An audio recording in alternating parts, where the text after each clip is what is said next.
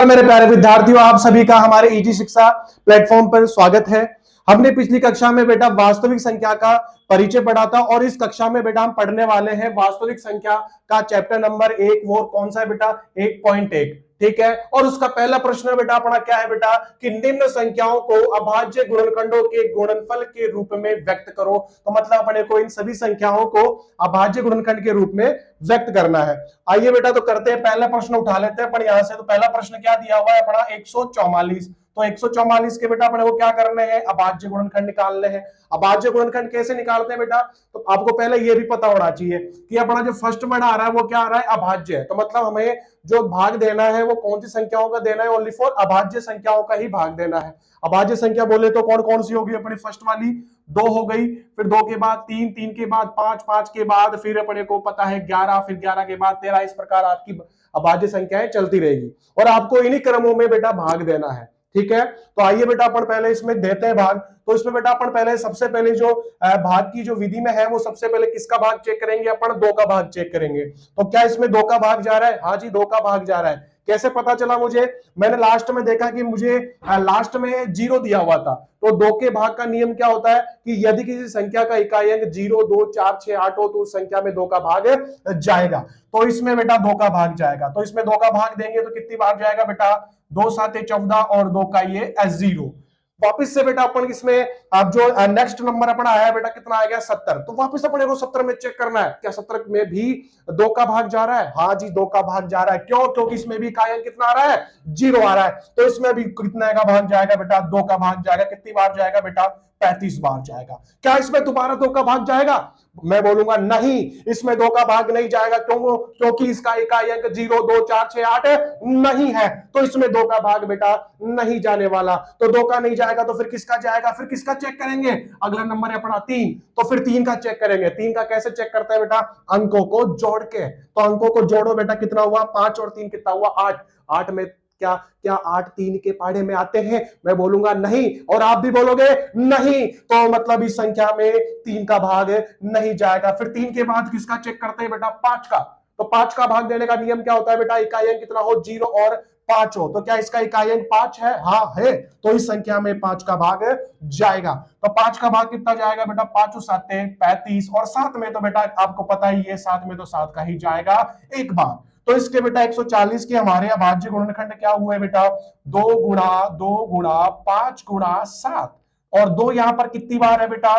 2 बार है। तो हमने यहां पर 2 की पावर 2 लगा दिया, फिर 5 गुणा 7। तो बेटा इसका फर्स्ट वाले के जो हमारे अभाज्य गुणनखंड हो गए वो क्या हो गए? 2 की पावर 2, 5 गुणा 7। इसी प्रकार बेटा अपन क्वेश्चन नंबर सेकंड करते हैं।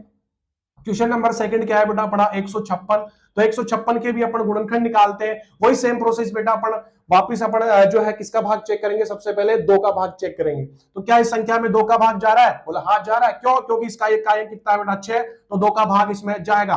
15 में कितनी बार जाएगा बेटा? 2 7 14, फिर एक हासिल लगा उधर कितना हो गया? 16। फिर 16 में कितनी बार जाएगा? 2 8 16।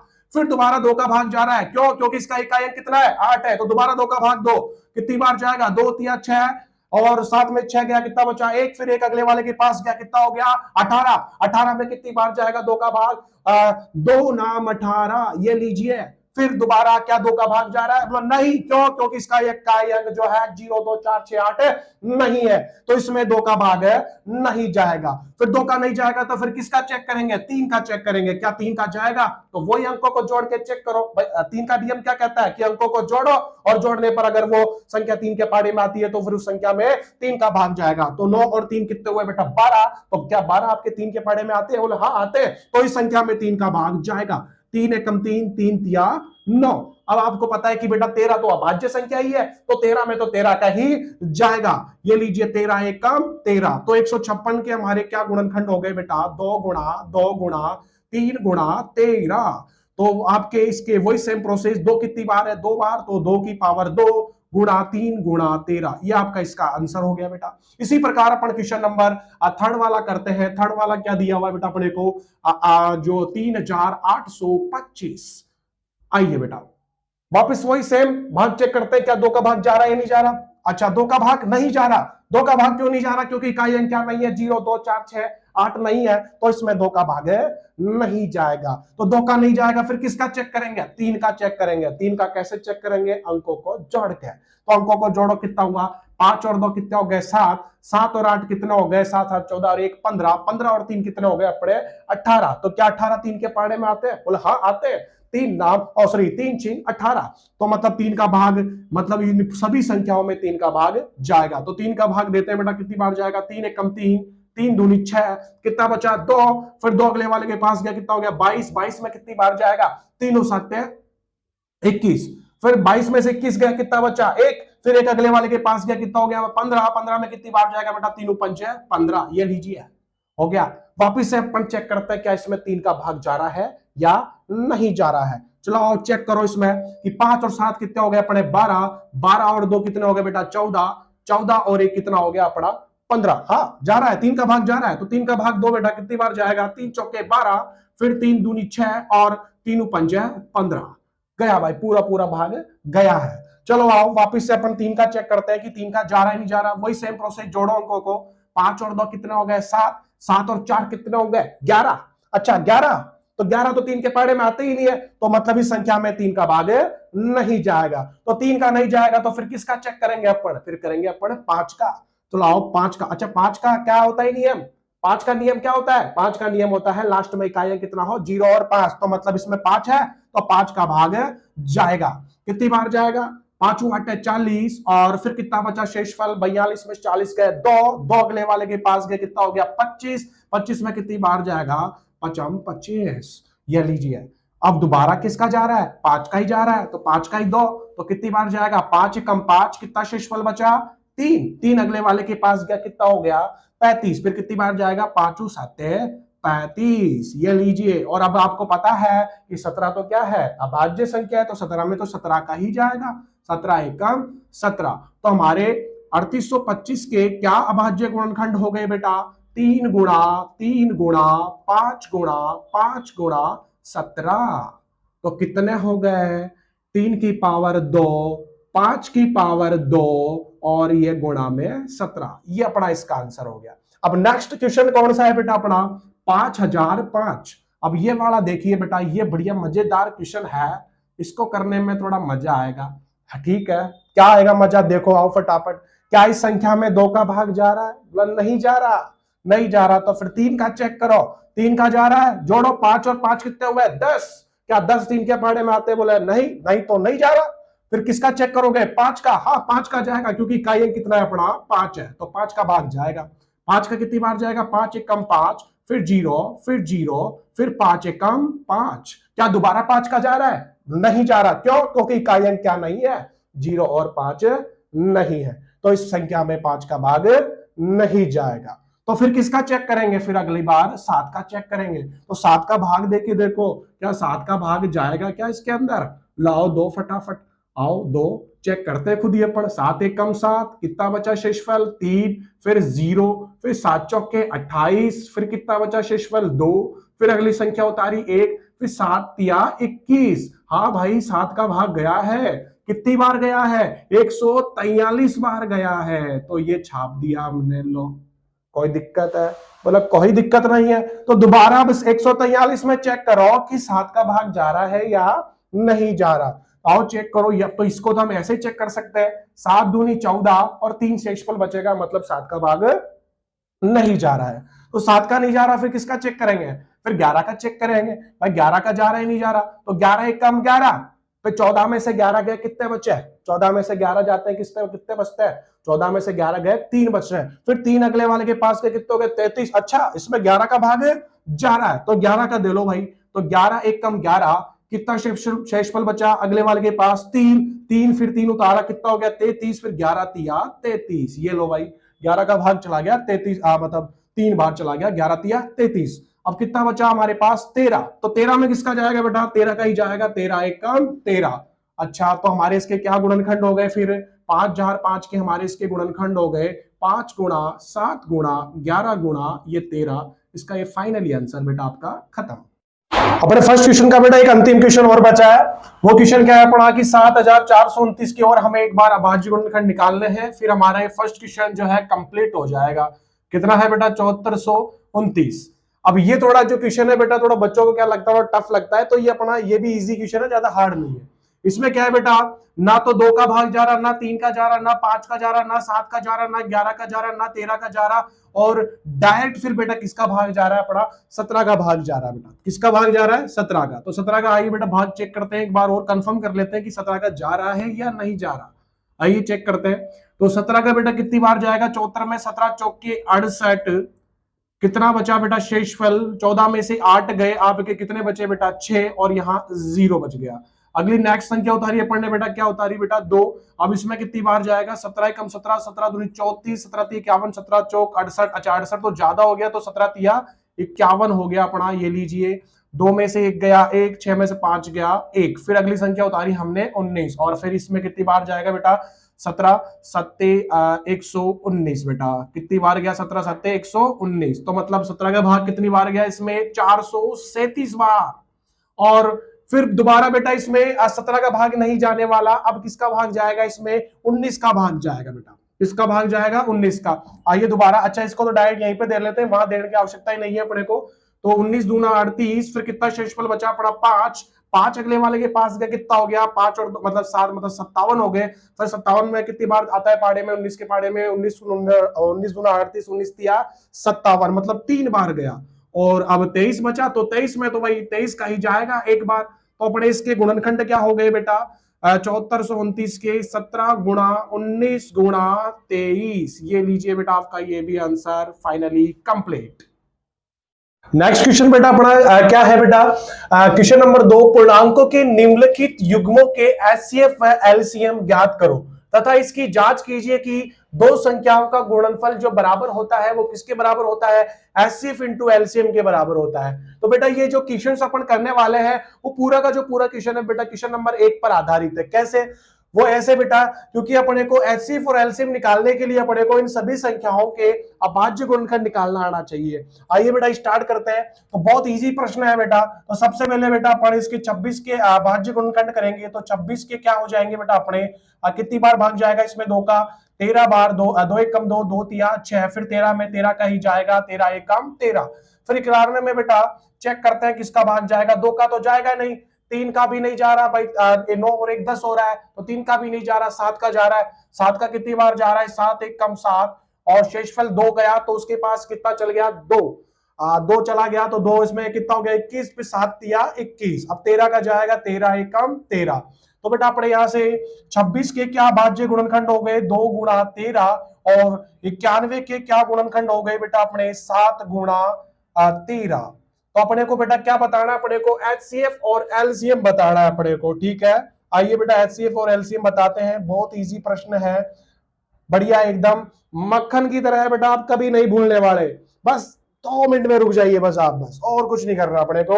तो एचसीएफ देखते हैं बेटा स्टार्टिंग में। एचसीएफ में क्या करते हैं बेटा अपन जोड़े बनाते हैं, किसके बेटा संख्याओं के जोड़े बढ़ाएंगे। अपने यहाँ पर संख्या देखेंगे यहाँ पर, तो यहाँ पर बेटा 2 है, क्या यहाँ पर भी 2 है, बोलो मैं बोलूंगा नहीं है, तो 2 का जोड़ा नहीं बनेगा।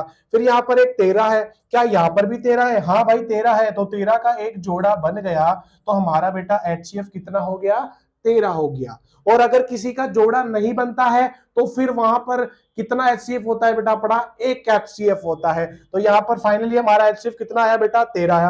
अब हमें क्या निकालना है बेटा, एलसीएम निकालना। अब एलसीएम कैसे निकालते हैं वो देखो, बढ़िया ट्रिक बता रहा हूं बेटा आपको। आपको क्या करना है, यहां पर देखना है कि 2 यहां पर कितनी बार है, तो आप देखोगे कि यहां पर तो 2 एक बार ही है, और नीचे कितनी बार है, बोले यहां पर तो सर है ही नहीं, तो नहीं है तो मतलब 0 बार हुआ। कितनी बार हो गया 0 बार, तो 0 बार है तो बेटा तो मतलब सबसे ज्यादा बार कितनी बार हुआ अपना 1 बार हो गया, तो 1 बार लिख दिया मैंने, ओके। ऐसे ही अपने को 13 देखना है, यहाँ 13 कितनी बार है 1 बार, और यहाँ 13 कितनी बार है 1 बार है, तो मतलब ज्यादा कितनी बार हुआ 1 बार ही हुआ, तो अपने को 1 बार ही छापना है, ठीक है। ऐसे ही अपने को एक और नंबर बच गया अपना 7, तो यहाँ 7 कितनी बार है 1 बार, और ऊपर भी है ऊपर 0 बार है, तो मतलब कितनी बार ज्यादा हुआ 1 बार हुआ, तो इनको फाइनली अगर इनको मल्टीप्लाई करवाएंगे तो बेटा कितना हो जाएगा, 13 7 91, 91 मल्टीप्लाई 2 कितना हो गया बेटा, 182। हमारा क्या आ गया, एलसीएम आ गया।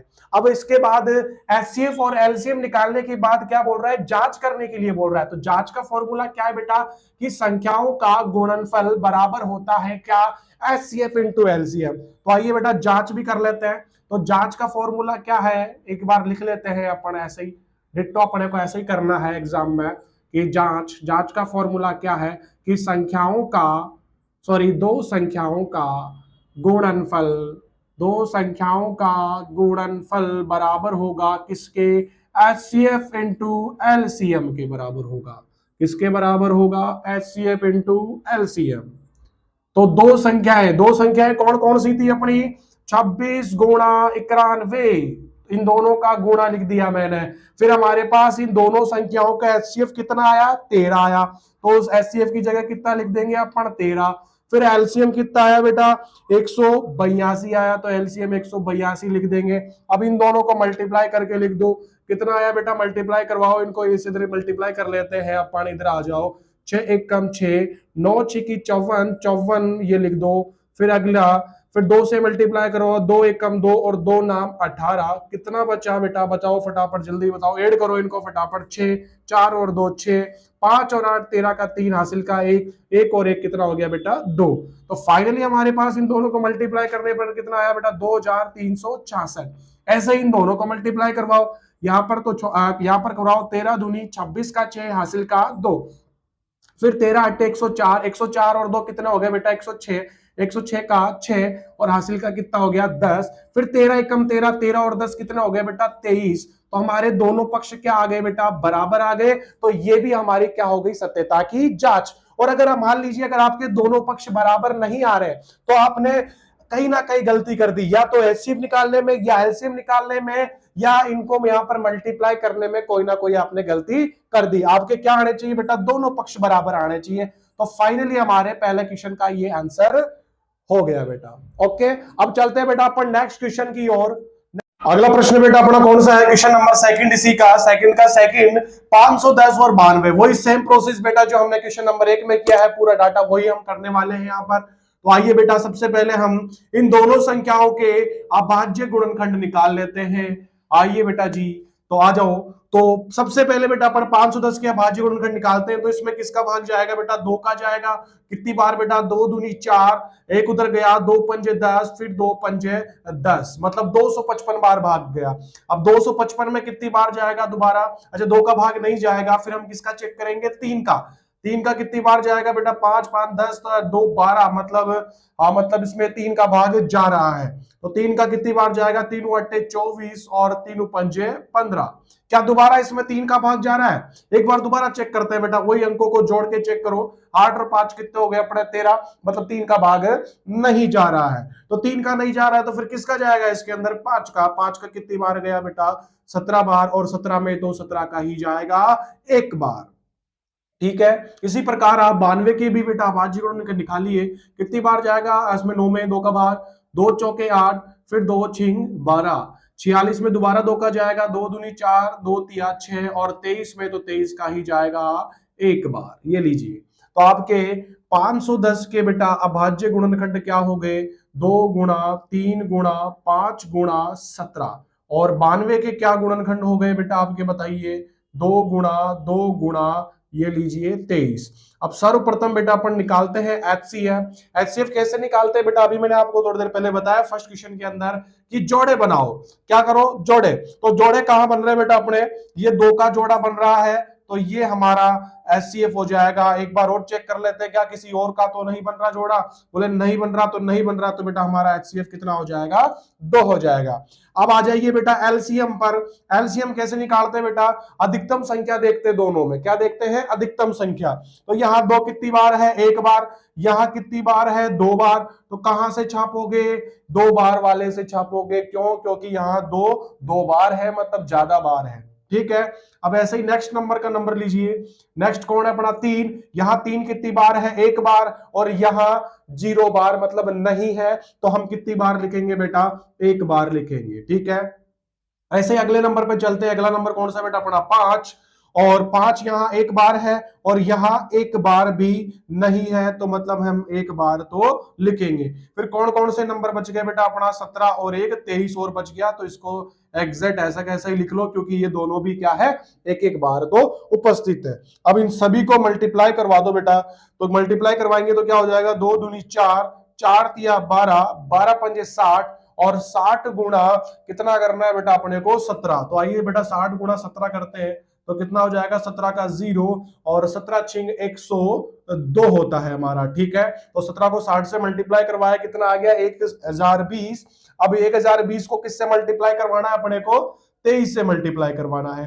23 से करवाओ 3 का 0, अच्छा दैट 23 का पार्ट बोल लेते हैं ना, ये तो नॉर्मल इजी तो है।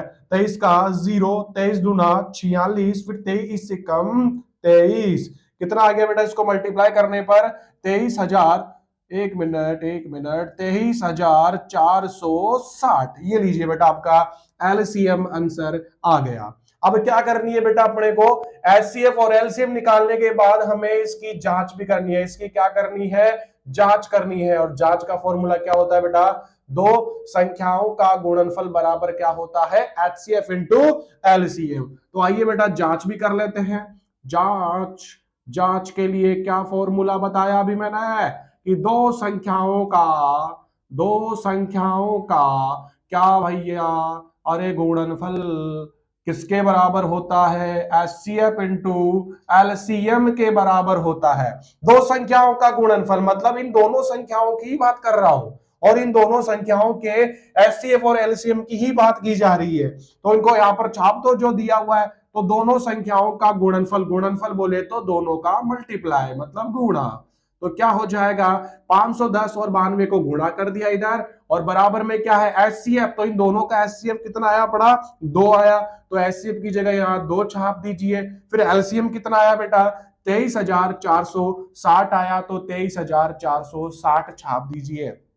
अब इन दोनों को मल्टीप्लाई करवा दीजिए, अब इन दोनों को भी क्या कर दीजिए मल्टीप्लाई करवा दीजिए। आइए यहाँ पर मल्टीप्लाई करते हैं अपन, तो 510 को 92 से मल्टीप्लाई करवाएंगे, कितना होगा 2 का 0, फिर 2 एकम 2, 2 पंजे 10, फिर 9 से कराओ 9 का 0, 9 एकम 9, फिर 9 पंजे 45, तो कितना हो गया 0 2 9 1 और 5 6 और यह 4। तो फाइनली इसको मल्टीप्लाई करने पर हमारे पास कितना आया 46,920। इसी प्रकार बेटा इसको भी आप 2 से मल्टीप्लाई कर लीजिए, तो 2 को 0 से करवाया 0, फिर 2 छिंग 12, 12 का 2 हासिल का 1, 2 चौके 8, 8 और 1 9, फिर 2 तिया 6, फिर 2 दूनी 4। क्या दोनों सेम आ गए? हाँ आ गए। तो आ गए तो बेटा ये हमारी सत्यता की जांच हो गई। दूसरे का बेटा अपना एक और अंतिम प्रश्न बच गया।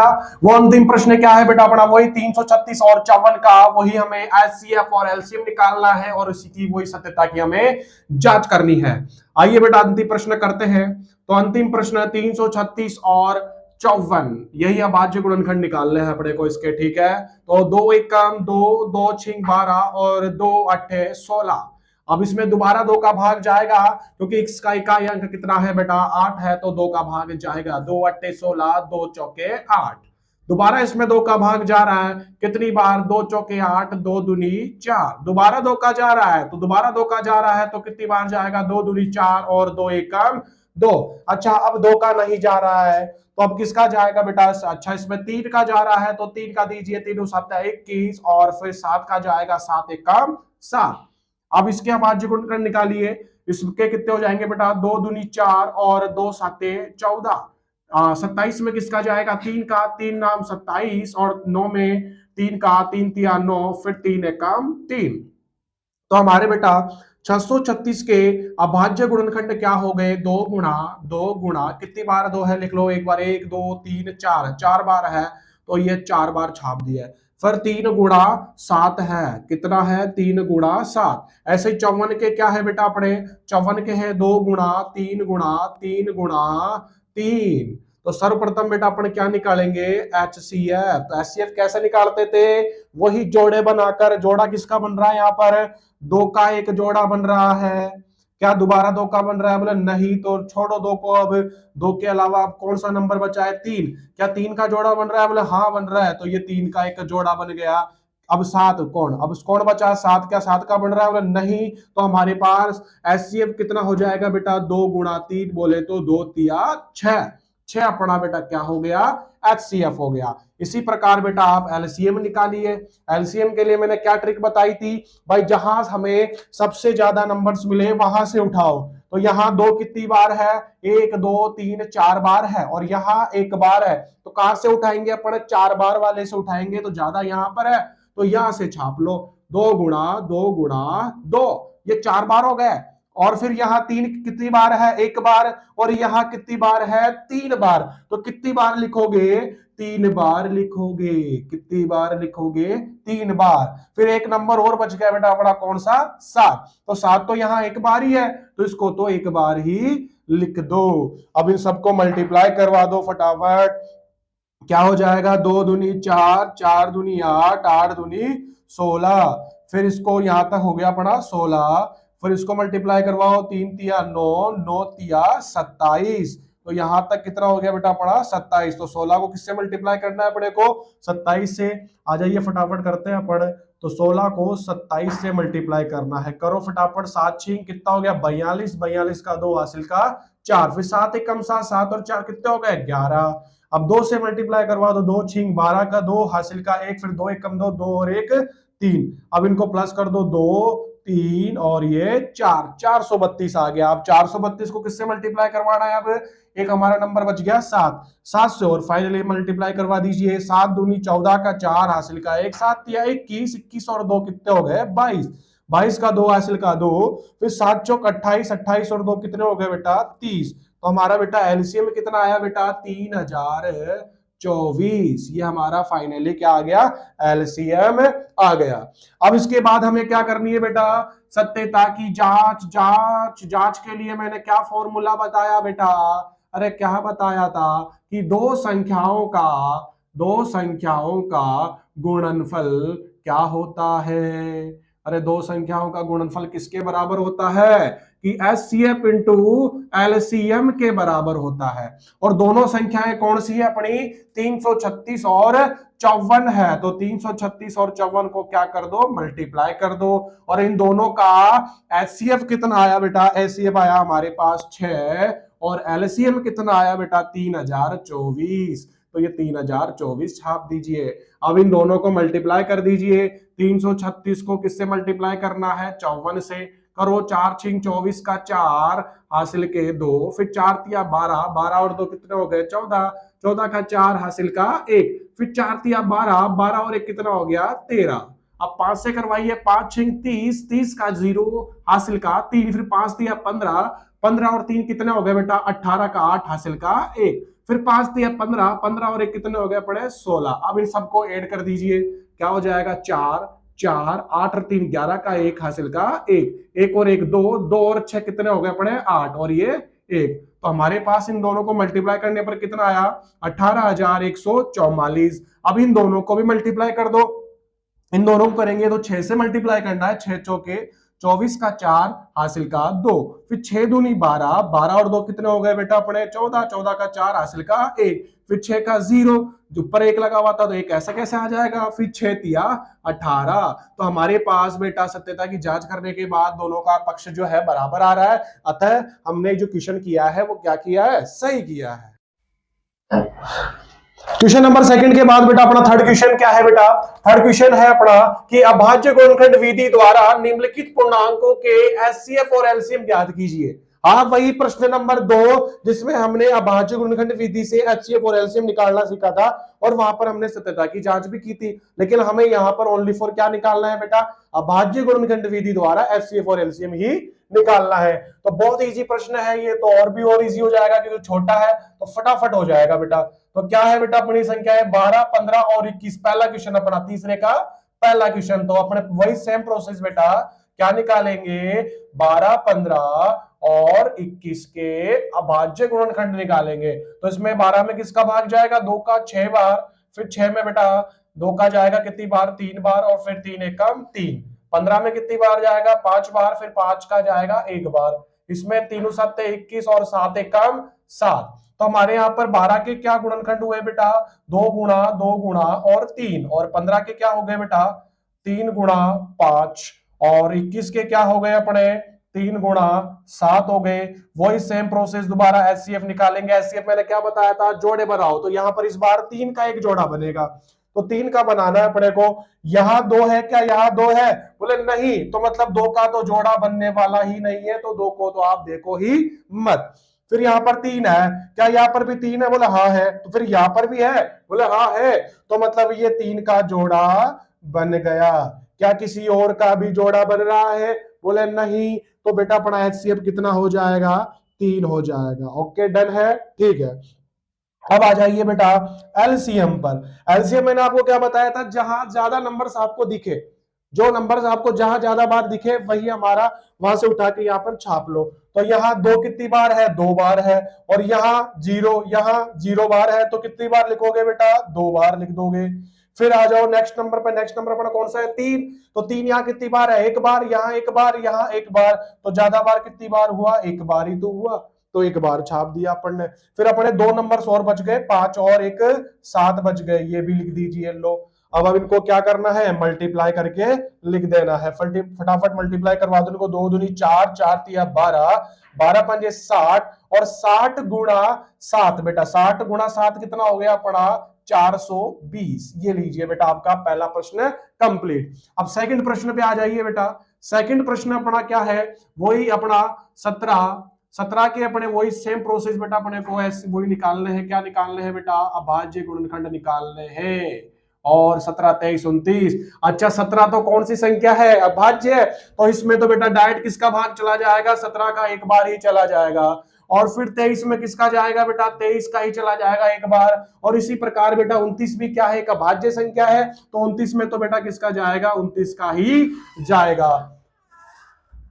ठीक है, अभाज्य गुणनखंड हो चुके हैं, मतलब हमारे पास 17 के क्या अभाज्य गुणनखंड हुए बेटा, 17 का 17 ही हुआ, और 23 का क्या हो गया बेटा, 23 ही हुआ, और 29 का भी क्या हो गया बेटा, ओनली फॉर 29 ही हुआ। अब सर्वप्रथम अपने को क्या निकालना है बेटा, एचसीएफ। तो एचसीएफ कैसे निकालते हैं अपन, जोड़ा बनाकर। तो यहां हम अगर जोड़ा बनाते हैं तो बेटा किसी का जोड़ा बन ही नहीं रहा, तो इसका जोड़ा बनाने के लिए फिर बेटा आप क्या कर दोगे, मल्टीप्लाई में 1 लिख दो। क्या लिख दो, 1 लिख दो। भाई इसको 17 को 1 से गुणा कराओगे कोई फर्क थोड़ी पड़ेगा, बोला नहीं, तो नहीं पड़ेगा। तो फिर बेटा हमारे पास इस बार किसका जोड़ा बना, 1 का जोड़ा बन गया। तो हमारे पास एचसीएफ कितना हो जाएगा बेटा, 1। और एलसीएम बेटा, एलसीएम कैसे निकालते हैं बेटा, जो संख्या जहां ज्यादा बार रिपीट है, तो यहाँ पर तो 17 23 और 29 ही है, तो इन तीनों को क्या करा देंगे, इस बार मल्टीप्लाई करवा देंगे। तो डायरेक्ट हमारे पास क्या आ जाएगा, एचसीएफ आ जाएगा। तो इन तीनों को मल्टीप्लाई करवाते हैं बेटा, आइए फटाफट, तो पीछे से मल्टीप्लाई करवाते आते हैं। 29 को पहले किससे मल्टीप्लाई करवाना है बेटा, 29 को पहले मल्टीप्लाई करवाना है 23 से। तो 3 नाम 27 का 7 हासिल का 2, 3 दूनी 6 और 2 कितने हो गए 8, 2 नाम 18 का 8 हासिल का 1, फिर 2 दूनी 4, 4 और 1 कितने हो गए 5। तो कितना आया बेटा 7, 8 8 16 का 6 हासिल का 1 और 5 कितने हो गए 6। तो मतलब इन दोनों को मल्टीप्लाई करने पर कितना आ गया बेटा 667। अब 667 को किससे मल्टीप्लाई करना है अपने को, 17 से मल्टीप्लाई करना है। इधर आइए, इधर कर देता हूं मैं, 667 को 17 से मल्टीप्लाई, 7 7 49 का 9 हासिल का 4, 7 42, 42 और 4 कितना हो गया 42 और 4 कितना होगा 46, 46 का 6 हासिल का 4, फिर 7 42, 42 और 4 कितना हो गया 46। अब किससे मल्टीप्लाई करवाना है, 1 से, तो 1 को 7 से करवाया 7, 1 को 6 से करवाया 6, 1 को 6 से करवाया 6।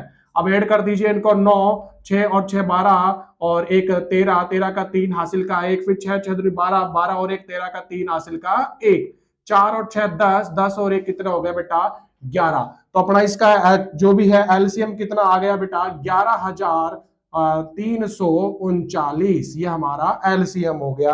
अब अंतिम प्रश्न बेटा अपना एक और प्रश्न बचा है, वो प्रश्न क्या है, 8 9 और 25 के भी वही सेम प्रोसेस बेटा अपने को अभाज्य गुणनखंड निकालने हैं, और फिर हमें एचसीएफ और एलसीएम ज्ञात कर देना है। ठीक है, तो 8 में किसका भाग जाएगा, 2 का 4 बार, फिर 2 का जाएगा 4 में 2 बार, फिर 2 का 1 बार, फिर 9 में 3 का जाएगा 3 3 9 और 3 एकम 3। 25 में बेटा 5 का जाएगा 5 25 और ये 5 एकम 5। 8 के क्या गुणनखंड हुए बेटा अपने 2 गुणा 2 गुणा 2। 9 के क्या हुए बेटा 3 गुणा 3 और 25 के क्या हो गए बेटा अपने 5 गुणा 5।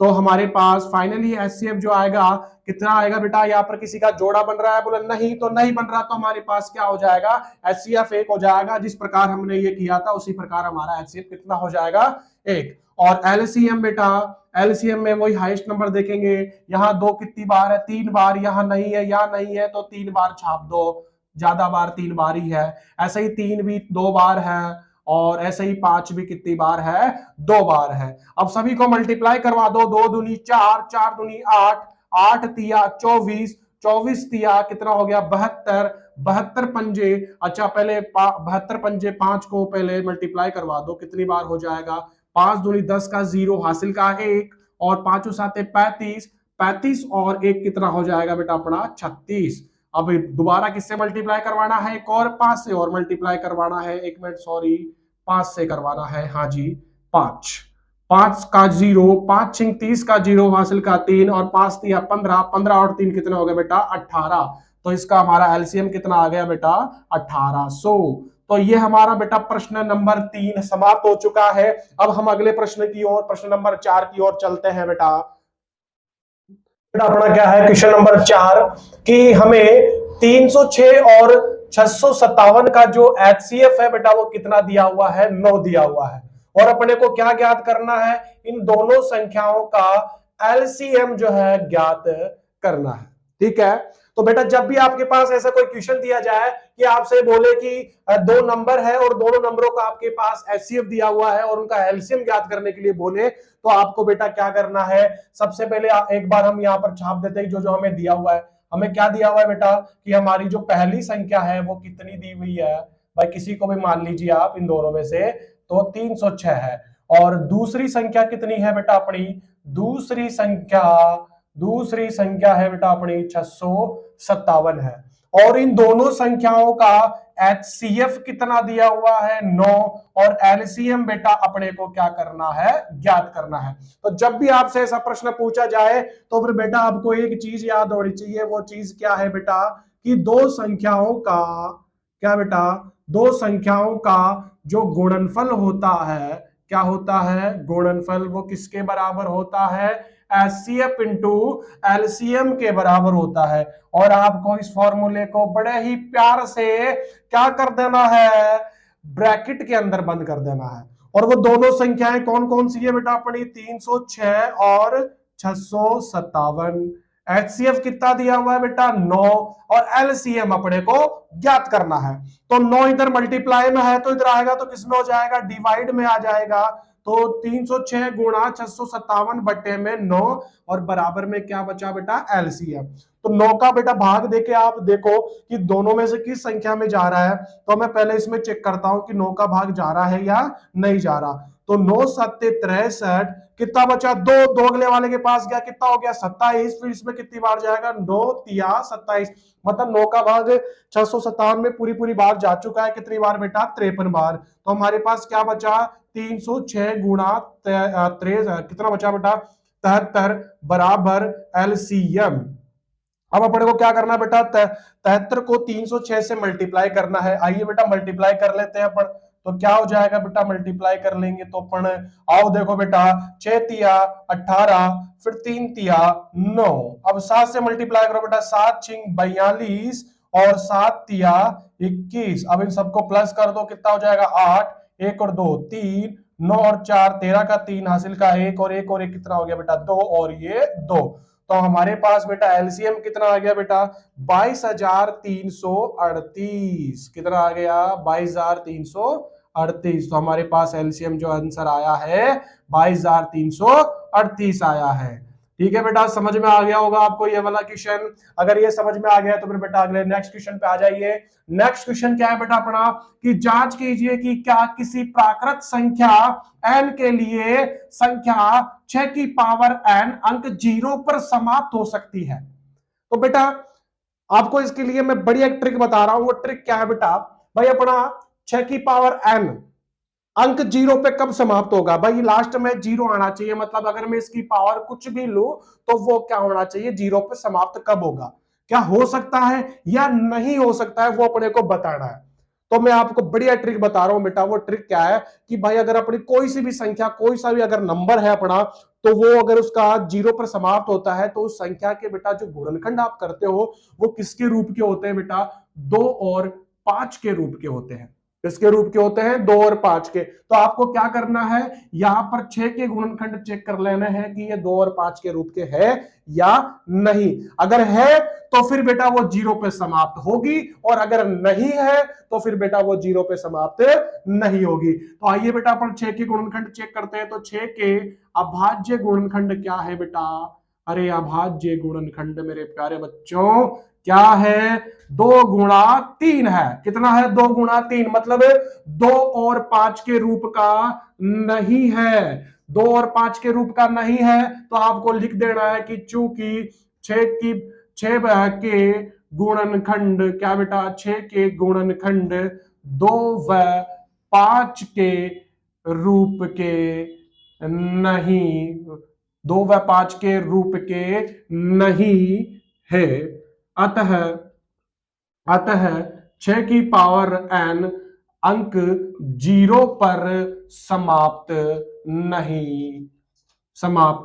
नहीं होगा। ये बेटा आपका इसका आंसर हो गया। अब नेक्स्ट प्रश्न बेटा अपना क्या है कि छठा क्वेश्चन अपना कि व्याख्या कीजिए कि 7 गुणा 11 गुणा 13 और प्लस में 13, और हमें एक और संख्या दी हुई है 7 गुणा 6 गुणा 5 गुणा 4 गुणा 3 गुणा 2 गुणा 1 और प्लस में 5 क्या है बेटा? भाज्य संख्याएं क्यों है? ये अपने को चेक करके बताना है कि ये भाज्य संख्या है क्यों है। तो अपने यहां से फर्स्ट नंबर अपना ये वाला उठा लेते हैं। तो फर्स्ट नंबर अपने को क्या दिया हुआ है बेटा कि 7 गुणा 11 गुणा 13 और प्लस में कितना है बेटा? 13। अब आप देखोगे कि इन दोनों में आपको एक कॉमन चीज दिखाई दे रही है। वो कॉमन चीज क्या है बेटा? आपका 13 जो है वो इसमें भी है और यहां पर भी है, दोनों में है। तो यहां से हमने क्या ले लिया? 13 कॉमन ले लिया। तो 13 कॉमन लेने के बाद क्या बचा? 7 गुणा 11 गुणा, और यहाँ 13 की जगह क्या बचा? 1, और यहाँ 13 की जगह क्या बचा? 1। तो यहां से फाइनली हमारे पास क्या बचा बेटा? 11 गुणा 7 कितना हो गया? 77, और प्लस में बेटा जी 1, और 77 प्लस 1 कितना हो गया बेटा? अरे 77 प्लस 1 कितना हो गया? 78। तो मतलब यहां से हमें पता चला कि हमारी जो भी संख्या थी उसके बेटा गुणनखंड कितने आ रहे बेटा? 2 आ रहे। और साथ में अगर आप एक और लिख दो और 78 के भी अगर गुणनखंड कर दो तो कितने गुणनखंड बन रहे हैं अपने? 2 से ज्यादा गुणनखंड बन रहे। तो आपको मैंने, जब हमने वास्तविक संख्या का परिचय पूरा पढ़ा था तो उसके अंदर मैंने भाज्य और अभाज्य आपको क्लियरली बताया था। और जिस बच्चे ने अगर नहीं पढ़ा हो अभी भी, तो डिस्क्रिप्शन में बेटा लिंक दिया हुआ है हमारी पहली वीडियो का, तो वो जाके अवश्य देखे और फिर भाज्य संख्या पर आ जाए। तो भाज्य संख्या क्या होती थी, मैं अगर आपको एक बार और शॉर्ट में बता देता हूं। भाज्य संख्या क्या होती थी बेटा? वह संख्या है जिसके 2 से अधिक गुणनखंड हो, तो वही हमारी क्या कहलाती थी? भाज्य संख्या। तो यहां मैं देख पा रहा हूं, तो यहां पर अपने कितने गुणनखंड है? 2 से ज्यादा गुणनखंड है। तो 2 से ज्यादा गुणनखंड है तो फिर ये कौन सी संख्या हो जाएगी बेटा? अपनी भाज्य संख्या हो जाएगी। तो हम यहां पर क्या लिख देंगे कि चूंकि यहां 2 से अधिक 2 से अधिक क्या है बेटा? अधिक गुणनखंड है। क्या है? गुणनखंड है। तो अतः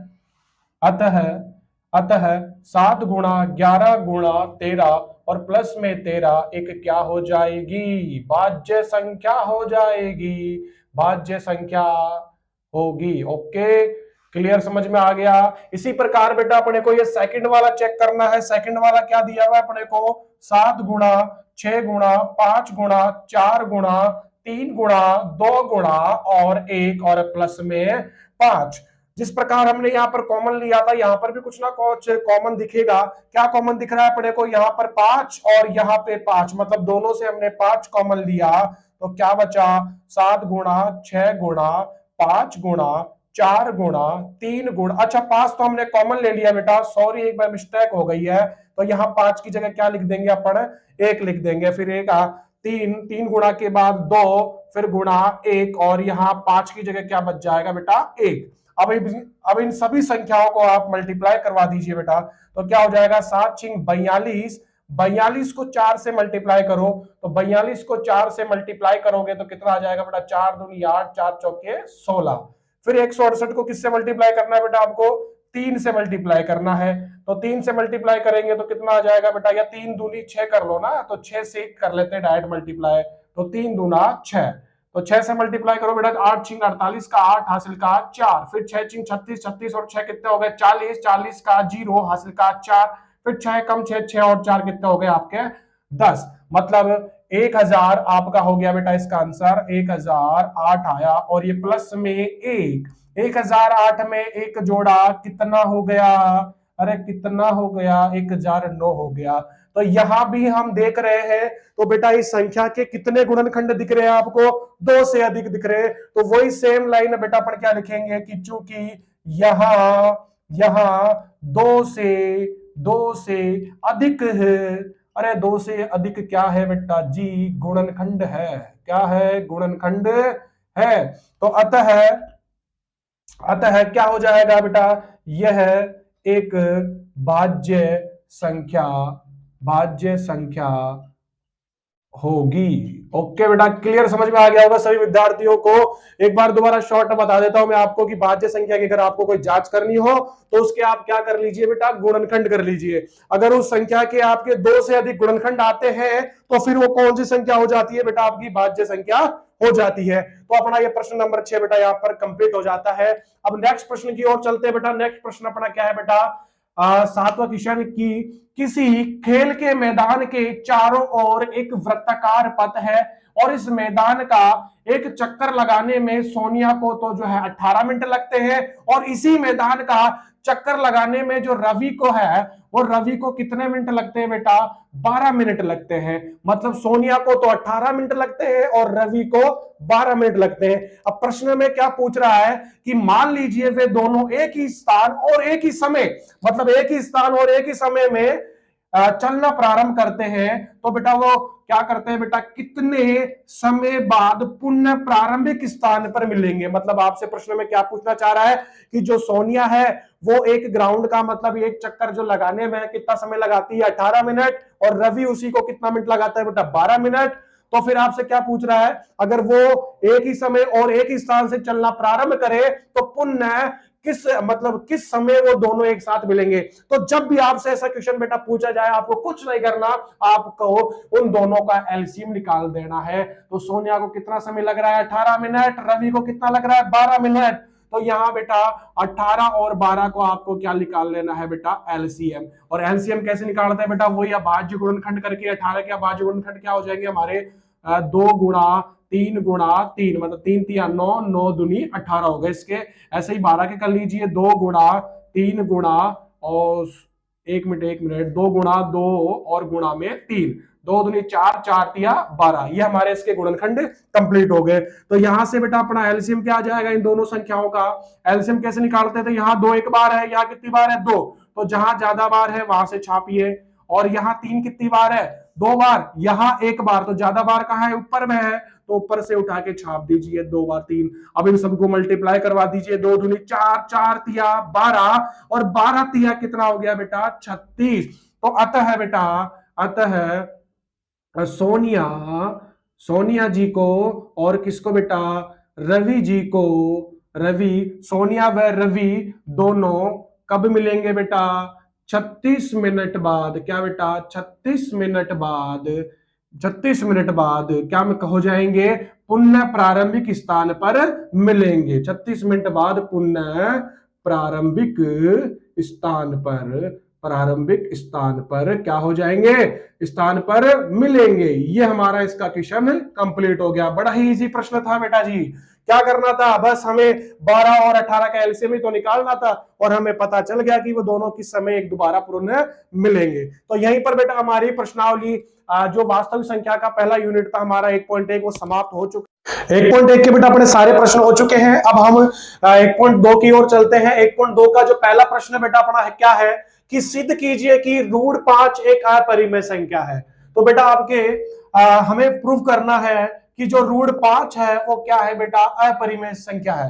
तो √5 को एक अपरिमेय संख्या सिद्ध करने के लिए बेटा अपन क्या करते हैं, इसको कुछ देर के लिए बेटा परिमेय संख्या मानकर चलते हैं। क्या मानकर चलते हैं बेटा, परिमेय संख्या। तो मान लेते हैं कि माना √5 बेटा क्या है बेटा, एक क्या है, परिमेय संख्या है। क्या है बेटा जी? परिमेय संख्या है। और अगर फिर आपको पता है कि बेटा अगर कोई संख्या परिमेय संख्या होती है तो फिर वो किसके रूप में लिखी जाती है बेटा? P बटे Q के रूप में लिखी जाती है। सभी विद्यार्थियों को पता है कि जो अगर परिमेय संख्या होती है वो किसके बराबर लिखी जाती है? P बटे Q के रूप में लिखी जाती है। और फिर आपने परिमेय संख्या की डेफिनेशन भी पढ़ी होगी कि जो P और Q क्या होते थे अपने? अरे क्या होते थे? P और Q होते थे बेटा अपने पूर्णांक होते थे। क्या होते थे? पूर्णांक। जहां P व Q क्या है बेटा? आपके पूर्णांक है। और Q नॉट इक्वल 0, मतलब परिमेय संख्या की डेफिनेशन में क्या आता है कि जो हमारा Q है वो क्या नहीं होना चाहिए? 0 नहीं होना चाहिए। और साथ ही जो आपका P और Q होता है उसका HCF कितना होता है बेटा? 1 होता है। कितना होता है? 1। तो आपको ये कंडीशन याद होनी चाहिए परिमेय संख्या की। अगर जिस विद्यार्थी को ये कंडीशन याद है वो प्रश्न आराम से सलटा सकता है 2 मिनट के अंदर बेटा, खटाखट। आइए बेटा इसका अपन पैटर्न करते हैं। तो यहाँ पर हमारा जो Q भाग में है इधर आएगा तो किसमें हो जाएगा बेटा? मल्टीप्लाई में आ जाएगा। और बराबर में क्या बचा बेटा? Q। अब दोनों तरफ हम क्या कर देंगे बेटा? वर्ग कर देंगे। क्या कर देंगे? दोनों तरफ वर्ग करने पर। आइए फटाफट वर्ग कर देते हैं बेटा। ये हमारा जो क्वेश्चन हम कर रहे हैं सिद्ध करने वाला जो है ये पैटर्न है। ये पैटर्न आपको एक तरीके से रटने का कार्य है। आपको थोड़ा समझो और फिर उसको रट डालो कि हमें बस ये करना है बस। आइए दोनों तरफ क्या करना है अपने को? वर्ग। तो बेटा √5 गुणा Q का हमें क्या करना है? वर्ग। और इधर P का वर्ग। तो √5 का तो क्या हो जाएगा बेटा? 5। और Q का कितना हो जाएगा? Q square. और बराबर में P स्क्वायर। अब आपको यहां दिख रहा है कि जो 5 मल्टीप्लाई में है उधर जाएगा तो किसमें हो जाएगा बेटा? डिवाइड में हो जाएगा। चलो डिवाइड में कर दिया। अब मैं यहां देख रहा हूं तो इससे क्या पता चल रहा है कि जो 5 का जो है वो क्या हो रहा है बेटा? P स्क्वायर में हमारा भाग जा रहा है। 5 का क्या हो रहा है? P स्क्वायर में भाग जा रहा है। तो ये चीज जो है मैं थोड़ा बेटा अपने मैथमेटिकली रूप में लिख देता हूं। क्या लिखूंगा कि P स्क्वायर 5 से विभाजित हो रहा है। क्या हो रहा है?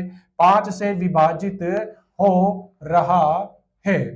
अब मुझे बेटा एक छोटी सी एक चीज बताना है। आप नॉर्मली मैं आपसे अगर बोलूं भाई अगर 5 का स्क्वायर अगर 5 से विभाजित है, भाई 5 का स्क्वायर अगर किससे विभाजित है? अगर 5 से विभाजित है तो 5 भी क्या 5 से विभाजित होगा? तो आप बोलोगे हाँ सर 5 भी विभाजित होगा, 5 का भी भाग जाएगा इसके अंदर। तो वही चीज मैं आपसे यहां लिखना चाह रहा हूं कि इसलिए P भी क्या बेटा? P भी 5 से क्या होगा? विभाजित होगा। क्या होगा? विभाजित होगा। अब आपको मैं एक बात बता दूं बेटा अपन ये कर क्यों रहे हैं एक बार सारा एक। अब यहां तक करने के बाद ही अपने को आगे का जो मैटर है समझ में आता है कि हम कर क्या रहे हैं। अब क्या कर रहे हैं? अब मैंने अभी यहां पर एक चीज लिखी थी बेटा आपकी कि P व Q का जो HCF होता है वो कितना होता है? आपका 1 होता है। तो यहां से मैंने देखा कि जो P में है बेटा किसका भाग जा रहा है? 5 का भाग जा रहा है। तो इसी प्रकार में किसका पता लगाऊंगा कि Q में किसका भाग जा रहा है बेटा?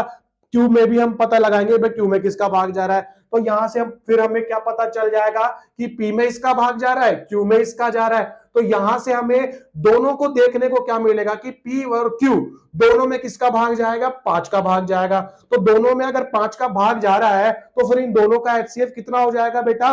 5 हो जाएगा। तो मतलब मेरा कहने का आशय है यदि किसी संख्या में एक ही संख्या का अगर भाग जाता है तो फिर वह उस संख्या का क्या हो जाता है बेटा? HCF हो जाता है। लेकिन हमारे जो परिमेय संख्या होती है उसका HCF तो कितना होता है? 1 होता है। लेकिन हम यहां पर जो HCF निकालेंगे वो कितना आएगा? 5 आएगा। कितना आएगा बेटा? 5 आएगा। तो 5 आएगा तो मतलब हमने जो भी ये सारी चीजें मानी है वो क्या करेगी? विरोध प्रकट करेगी। तो विरोध प्रकट करेगी तो मतलब ये परिमेय संख्या नहीं है। तो परिमेय संख्या नहीं है तो फिर वो कौन सी हो जाएगी बेटा? अपरिमेय संख्या हो जाएगी। तो इस प्रकार अपन क्वेश्चन को सॉल्व करेंगे। तो हमने क्या किया बेटा? P का पता लगा लिया। भाई P में किसका भाग जा रहा है? 5 का भाग जा रहा है। अब इसी प्रकार बेटा क्या बेटा? इसी प्रकार हम किसका पता लगाएंगे? इसका लगाएंगे Q का लगाएंगे। तो इसको आपको क्या करना है? इसी प्रकार आपको मान लेना है कि P बराबर 5R। क्या मान लेना है आपको? P बराबर 5R। और आप ऊपर देखोगे कि P का कुछ मान दिया हुआ था अपने को। अच्छा दिया हुआ था क्या? P बराबर दिया हुआ था अपने को √5Q। कितना दिया हुआ था बेटा? √5Q और बराबर में 5R। ठीक है, आप ब्रैकेट के अंदर लिख दोगे कि चूंकि P बराबर था हमारे ऊपर दिया हुआ था क्या दिया हुआ था कि p बराबर क्या होता है, √5 गुणा q होता है बेटा। अब दोनों तरफ वही सेम प्रोग्राम जहां हमने यहाँ वर्क किया था, यहां पर भी हम क्या करेंगे बेटा, वर्क करेंगे। दोनों तरफ क्या करने पर मेरे प्यारे बच्चों, वर्ग करने पर, क्या करने पर, वर्ग। तो दोनों तरफ वर्ग करेंगे तो क्या हो जाएगा, √5 q का होल स्क्वायर और इधर 5 r का भी होल स्क्वायर। √5 का कितना हो जाएगा 5 और q का q स्क्वायर। 5 का स्क्वायर कितना होता है बेटा 25 और r का कितना होता है बेटा r स्क्वायर। अब यहाँ 5 मल्टीप्लाई में है तो उधर जाएगा तो बेटा किस में हो जाएगा, डिवाइड में हो जाएगा। ये मैं इधर कर देता हूं आगे प्रश्न, इसको हटा देते हैं अपन यहां से अब। ओके, तो यहां से मैंने क्या बताया कि 5 इधर गुणा में है तो उधर जाएगा तो किस में हो जाएगा बेटा, भाग में। तो q स्क्वायर बराबर क्या बचेगा बेटा अपने पास, 25 r स्क्वायर बटे में 5। 5 का भाग दोगे तो कितनी बार जाएगा, 5 25 और r स्क्वायर। ओके, अब यहां से 5 भी मल्टीप्लाई में आ रहा है तो 5 मल्टीप्लाई में आ रहा है तो इधर किस में आ जाएगा, डिवाइड में। तो यहां से क्या हुआ बेटा, q स्क्वायर बटे 5 बराबर में r स्क्वायर। अब देखो ये सेम कंडीशन बेटा अपनी कौन सी कंडीशन वाली बन गई, ये वाली, यहां से बन ही रहा। तो हमको ये सेम लाइन जो हमने लिखी है वो सेम लाइन दोबारा हमें यहाँ पर छापनी है। तो क्या छापोगे बेटा आप यहाँ पर, कि चूंकि q स्क्वायर 5 से विभाजित हो रहा है, q स्क्वायर 5 से विभाजित हो रहा है, तो इसलिए q भी किससे विभाजित होगा, 5 से विभाजित होगा। अरे क्या होगा, 5 से विभाजित होगा। तो यहां से हमने क्या देखा कि p में भी किसका भाग जा रहा है, 5 का भाग जा रहा है, और q में भी किसका जा रहा है, 5 का भाग जा रहा है। तो अतः बेटा हमारा p व q का HCF कितना होगा बेटा, HCF जो होगा वो कितना होगा, 5 होगा। लेकिन हमने HCF माना कितना था, 1 माना था। किसका, परिमेय संख्या का। तो मतलब ये परिमेय संख्या नहीं है, तो परिमेय संख्या नहीं है तो फिर कौन सी हो जाएगी भाई, परिमेय संख्या का अपोजिट क्या होता है पढ़ा, अपरिमेय। तो परिमेय नहीं होगी तो फिर कौन सी हो जाएगी, ये अपरिमेय। तो इसको आपको बेटा थोड़ा इजीली लिखना है। क्या लिखना है आपको, कि हमारे द्वारा मानी गई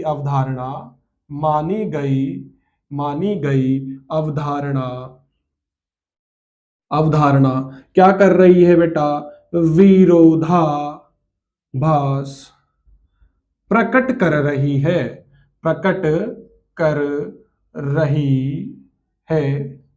इसलिए मेरे प्यारे बच्चों, इसलिए जो आपका √5 है वो क्या हो जाएगा, एक अपरिमेय संख्या होगी। क्या होगी बेटा, अपरिमेय संख्या होगी। यह हमने प्रूफ कर दिया बेटा। अब आपको मैं एक चीज बता दूं बेटा, इसमें क्या है प्रोसेस आपका, कि आपको क्या करना है, जैसे मैंने √5 का पूछा है, किसका पूछा है, √5 का। आपसे एग्जाम में कोई सी भी और रूट संख्या का पूछ सकता है। जैसे मैंने एग्जाम में आ गया √2 का, √3 का भी आ सकता है, √7 का भी आ सकता है। तो आपका बेटा ये सारे के सारे जो भी क्वेश्चंस है आपके इसी पैटर्न पर आपके आधारित है। आपको क्या करना है, जैसे फॉर एग्जांपल अगर आपसे √2 के लिए पूछ ले कि √2 को प्रूफ कीजिए कि ये एक क्या है बेटा, अपरिमेय संख्या है, तो क्या कैसे प्रूफ करेंगे बेटा, वही सेम प्रोसेस। यहां पर हम √5 की जगह क्या चलने देंगे, 2, यहां 2, यहां 2, फिर यहां 2, फिर यहां 2, यहां 2, यहां पे 2, यहां पे 2, यहां पे 2, यहां पे 2, यहां 2, यहां 2, यहां 2 का स्क्वायर कितना आ जाएगा, 4। यहां 2 का स्क्वायर 4, 2 में 2 का भाग देंगे, फिर यहां पर आ जाएगा कितना बेटा, 2। मतलब सेम प्रोसेस रहेगा, पैटर्न आपका सेम रहेगा, बस संख्याएं आपकी क्या हो सकती है, चेंज हो सकती है। तो मैं उम्मीद करता हूं बेटा कि आपको ये पैटर्न बहुत ही अच्छी तरीके से समझ में आया हो। तो आप घर जाके या घर से बेटा आप खुद सेल्फ क्या करोगे बेटा, √2 का, √3 का और √7 का सेल्फ करोगे, जिससे आपका ये पैटर्न थोड़ा अच्छे से तैयार हो जाए। ठीक है बेटा, क्वेश्चन नंबर सेकंड क्या है पढ़ा, कि सिद्ध कीजिए कि 3 + 2 √5 एक क्या है बेटा, अपरिमेय संख्या है। तो बेटा आपको ये क्वेश्चन बस थोड़ा सा इसमें बड़ा दिख रहा है, जैसे हमने पहले वाले क्वेश्चन में किया था कि √5, √2 और √7 वगैरह ये वाले हमने क्वेश्चन सॉल्व किए थे। ठीक है, लेकिन अब यहां पर क्या आ गया, ये थोड़ा 3 + 2 √5 आ गया। तो आपको ये लग रहा होगा कि सर उसी का अगर पैटर्न बड़ा था तो इसका तो बहुत ज्यादा बड़ा होगा, लेकिन बेटा ये आपका सोचना बहुत ही गलत है। इसका पैटर्न बेटा आपका क्या होगा, बहुत ही छोटा पैटर्न है और इजीली हमारा ये क्वेश्चन कंप्लीट हो जाएगा। आइए देखते हैं अपन क्या करेंगे, वही सेम प्रोसेस बेटा। इसको जो ये अपरिमेय संख्या है इसको हम कुछ देर के लिए क्या मान लेंगे कि ये क्या है, एक परिमेय संख्या है। तो माना 3 + 2 √ 5 एक क्या है मेरे प्यारे बच्चों, क्या है, एक परिमेय संख्या है। क्या है, परिमेय संख्या है। और अगर बेटा ये अगर परिमेय संख्या है तो फिर किसके बराबर लिखी जाएगी, अरे किसके बराबर लिखी जाएगी मेरे लालों, मेरे लाल, ये लिखी जाएगी P/Q के रूप में लिखी जाएगी। और जहां मेरे ये जो P और Q लाल है वो क्या होते हैं मेरे बच्चों, P और Q होते हैं अपने, क्या होते हैं, पूर्णांक है। क्या है, पूर्णांक है। और Q0 क्या होगा बेटा, 0 होगा। ओके, इसमें इतना सा ही लिखना है और कुछ भी नहीं करना। अब आपको जो नेक्स्ट कार्य बेटा इस क्वेश्चन में करना है वो क्या है बेटा, आपको ये रूट वाली संख्या इधर रखनी है, बाकी सभी संख्याओं को बराबर के उधर ले जाना है आपको। जैसे 3+ का है तो उधर जाएगा तो किसका हो जाएगा बेटा, माइनस का हो जाएगा। और यहाँ 2 √5 से क्या हो रहा है बेटा, गुणा हो रहा है, तो गुणा हो रहा है तो उधर जाएगा तो क्या हो जाएगा बेटा, भाग में चला जाएगा। अच्छा, भाग में कहा जाएगा, इसके या इसके, अरे इसके या इसके। अब आप बोलोगे सर ये तो नहीं पता, तो ये देख लो, तो ये किसके भाग में आएगा बेटा, दोनों के भाग में आ जाएगा। यहां पर भी आ जाएगा और यहां पर भी आ जाएगा। ओके, तो यहां से मुझे क्या पता चला कि जो ये P/Q है वो क्या है बेटा, एक पूर्णांक संख्या है। अभी मैंने कुछ देर आपको लिखी है पहले से ही। फिर आपको यह भी पता है कि 2 कौन सी संख्या है, 2 भी पूर्णांक है। 3 कौन सी है, 3 भी पूर्णांक है। 2 कौन सी है, अच्छा ये 2 भी कौन सी है बेटा, अपनी पूर्णांक है। तो इधर वाली सारी की सारी संख्याएं अपनी कौन सी है बेटा, पूर्णांक संख्याएं हैं। कौन सी है, पूर्णांक। तो इसको अपने को इस वे में लिख देना है कि ये कौन सी संख्या है बेटा, अरे कौन सी है अपनी, कौन सी है कि चूंकि P/2Q - 3/2 एक क्या है बेटा, पूर्णांक संख्या है। क्या है, पूर्णांक संख्या है। और आपको मैंने जब वास्तविक संख्या का परिचय जब उसमें पढ़ाया था मैंने आपको परिमेय संख्या, तो परिमेय संख्या मैंने आपको बताया था कि जो सारी की सारी जो पूर्णांक संख्याएं होती है वो क्या होती है बेटा, आपकी परिमेय संख्याएं होती है। तो अगर ये पूर्णांक संख्याएं हैं तो अतः यह एक परिमेय संख्या है। क्या है बेटा, परिमेय संख्या है। ठीक है बेटा, मतलब ये सारी की सारी ये क्या हो जाएगी, एक परिमेय संख्या हो जाएगी। लेकिन अगर हमें यहाँ पर कुछ देखने को मिले, वो क्या देखने को मिल रहा है, √5 तो, लेकिन कौन सी है, √5 एक कौन सी है बेटा, अपनी अपरिमेय संख्या है। कौन सी है बेटा, अपरिमेय संख्या है। ये लीजिए बेटा, तो यहां पर हमें देखने को क्या मिला कि ये अपरिमेय है और ये परिमेय है। तो अपरिमेय और परिमेय एक दूसरे के बराबर कैसे हो सकती है, ये तो पॉसिबल ही नहीं है। लेकिन यहां पर बीच में बराबर का चिन्ह आ गया, तो मतलब ये जो भी हमने माना है वो एक तरीके से गलत माना है। तो गलत माना है तो हम क्या लिखेंगे बेटा यहाँ पर, मतलब ये दोनों बराबर नहीं है। तो आप लास्ट स्टेप ये कर दीजिए बेटा कि ये दोनों बराबर नहीं है, किसके बेटा, P/2Q - 3/2 के बराबर नहीं है। तो फिर वही लास्ट में किसी पिटी लाइन क्या लिखेंगे बेटा, अतः हमारे द्वारा मानी गई मानी गई अवधारणा, क्या बेटा, अवधारणा क्या कर रही है, विरोधाभास प्रकट कर रही है। क्या कर रही है, विरोधाभास प्रकट कर रही है, प्रकट कर रही है। तो इसलिए कौन सी संख्या बेटा, 3 + 2 √ 5, कौन सी बेटा, 3 + 2 √ 5 एक क्या हो जाएगी बेटा, अपरिमेय संख्या ही होगी, अपरिमेय संख्या होगी। ठीक है बेटा, तो ये प्रश्न बेटा आपका यहाँ पर समाप्त हो चुका है। तो आपको मैं इजीली एक वे में और बता देता हूं कि जब भी आपके पास ऐसे कुछ प्रश्न आए तो आपको क्या करना है, रूट वाली संख्याओं को इधर रखना है और बाकी सभी सिंगल संख्याओं को उधर बराबर के उधर फेंक देना है। और फेंकने के बाद फिर आप देखोगे कि इधर वाला पूरा का पूरा जो भाग आया वो क्या है बेटा, एक पूर्णांक संख्या का आया। और सारी की सारी इस पूर्णांक संख्या आपको पता है क्या होती है बेटा, परिमेय संख्याएं होती है। लेकिन बराबर के इधर आपको क्या देखने को मिल रहा है, रूट वाली संख्या मतलब अपरिमेय संख्या।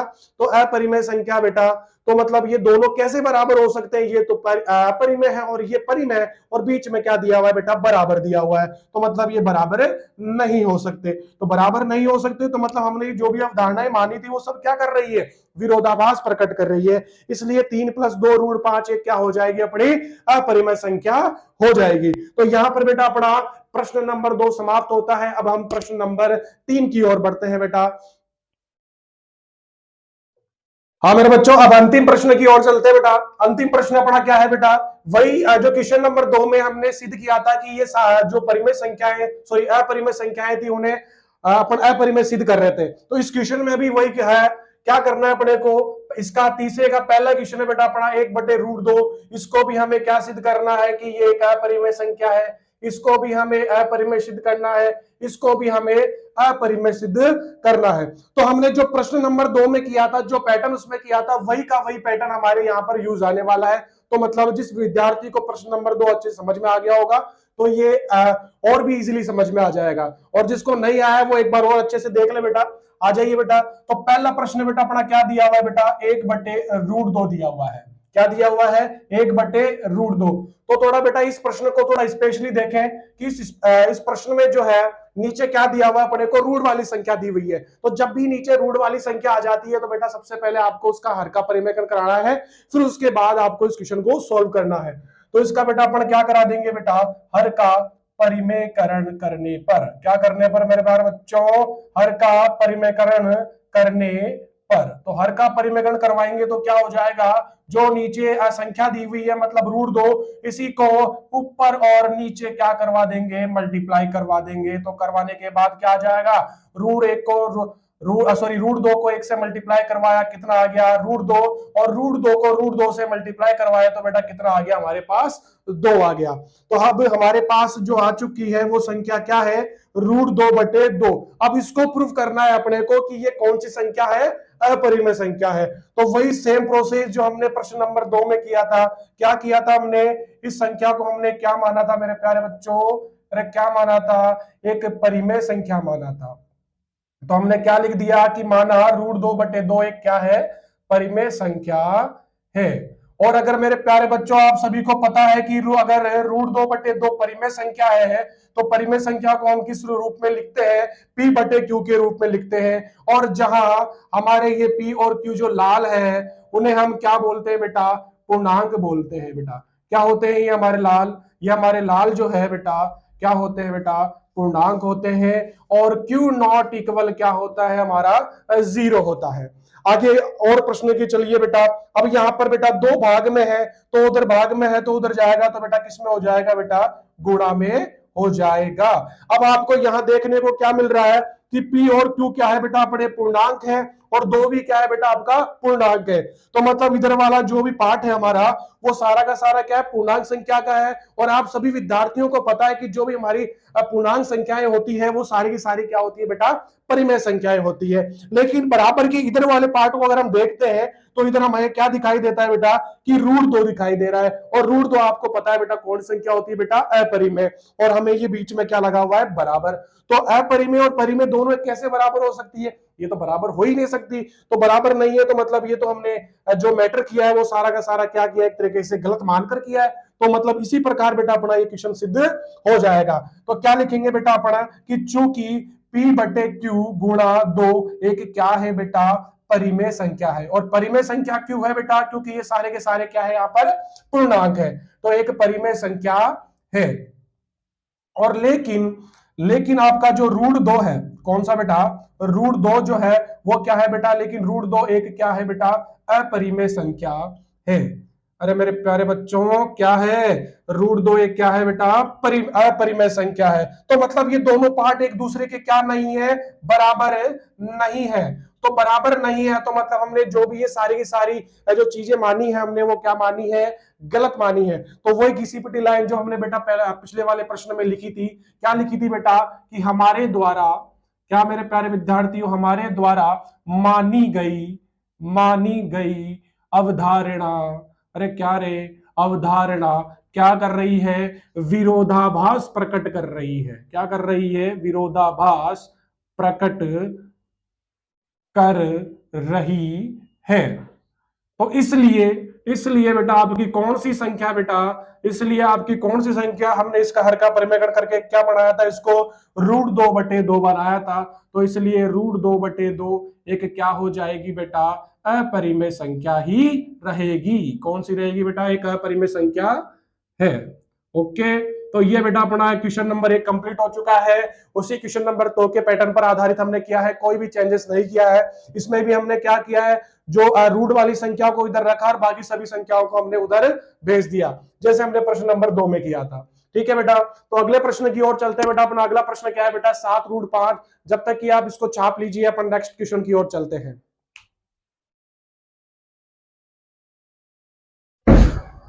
तो बेटा मैं उम्मीद करता हूं मैं आपसे कि आपको पहला प्रश्न अच्छे से समझ में आ गया होगा। इसी प्रकार बेटा अपन अब इसका सेकंड क्वेश्चन उठाते हैं और इस सेकंड क्वेश्चन को बेटा अपन करते हैं। तो सेकंड क्वेश्चन क्या है बेटा अपना, 7√5। इसको भी अपने को क्या करना है, अपरिमेय सिद्ध करना है। तो वही सेम पैटर्न मेरे प्यारे विद्यार्थियों, क्या हो जाएगा कि माना 7√5 एक क्या है बेटा, परिमेय संख्या है। मतलब वही सेम प्रोसेस से करना है, कोई अलग प्रोसेस अपने को नहीं लगाना है, सभी का पैटर्न बेटा क्या है बेटा, सेम है।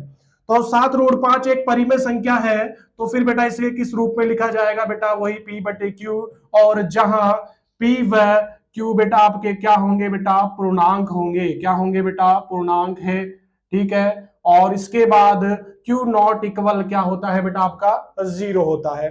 फिर वही सेम प्रोसेस बेटा, हमने उस क्वेश्चन में क्या किया था कि रूट वाली संख्याओं को इधर रखा था और बाकी सभी संख्याओं को उधर बराबर के उधर फेंक दिया था। तो फेंको बेटा उधर फटाफट जल्दी।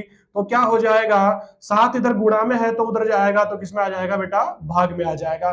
फिर आपको यहां देखने को क्या मिलता है कि P और Q और 7 एक क्या है, पूर्णांक संख्या है। तो पूर्णांक है तो मतलब फिर ये कौन सी संख्या हो जाएगी बेटा, परिमेय संख्या हो जाएगी। तो फिर आप यहाँ पर क्या लिखोगे कि P/7Q एक क्या है बेटा, परिमेय संख्या है। क्या है बेटा मेरे प्यारे बच्चों, परिमेय संख्या है। लेकिन कौन सी संख्या बेटा, √5 क्या नहीं है, एक √5 एक क्या है बेटा, अपरिमेय संख्या है। क्या है, अपरिमेय संख्या है।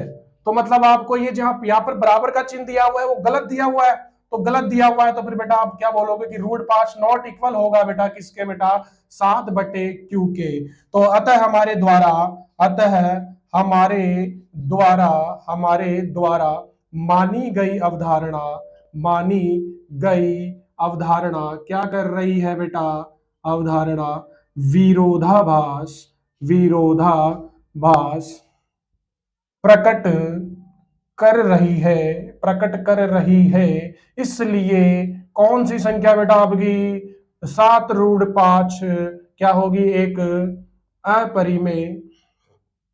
अपरिमेय संख्या होगी। लीजिए बेटा आपने इसको भी सिद्ध कर दिया है। जिस प्रकार हमने क्वेश्चन नंबर 3 का फर्स्ट किया उसी प्रकार हमने इसका सेकंड भी कर लिया।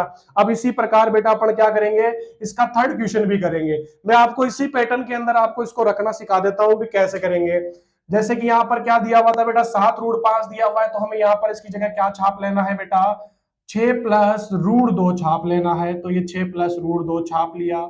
यहाँ पर हम क्या छाप लेंगे बेटा, अरे छापो रे जल्दी फटाफट, 6+√2। और यहाँ 6 प्लस का है तो बेटा उधर क्या क्या हो जाएगा बेटा, माइनस का हो जाएगा। किसका हो जाएगा, माइनस का। अच्छा सॉरी, यहाँ पर 6 प्लस है तो इधर आएगा तो 6 आएगा, 2 नहीं आएगा। ठीक है, तो यहाँ पर हमें क्या देखने को मिला कि P/Q -6 क्या है, एक मतलब सारे के सारे यहाँ पर पूर्णांक है। तो पूर्णांक है तो फिर बेटा कौन से हो जाएंगे, ये परिमेय संख्या हो जाएंगे। तो आप यहाँ पर क्या लिखोगे कि P/Q -6 एक क्या है बेटा, परिमेय संख्या है। लेकिन √2 क्या है, एक अपरिमेय संख्या है। तो मतलब ये दोनों एक दूसरे के क्या नहीं है, बराबर नहीं है। तो आपको यहाँ क्या लिखना है, P/Q -6।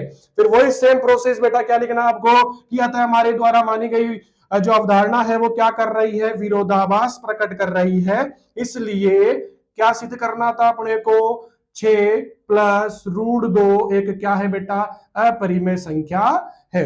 तो बेटा उम्मीद करता हूं आपको ये सारे के सारे प्रश्न अच्छे से क्लियर समझ में आ गए हो। और इसी प्रकार अगर आप प्रश्नों को अच्छे से समझना चाहते हैं तो बेटा इस हमारे चैनल से लगातार जुड़े रहें। और जुड़ने के लिए बेटा सबसे पहले आप जो करना है कार्य, वो क्या कार्य करना है, हमारे चैनल को सब्सक्राइब करना है और सारी नोटिफिकेशन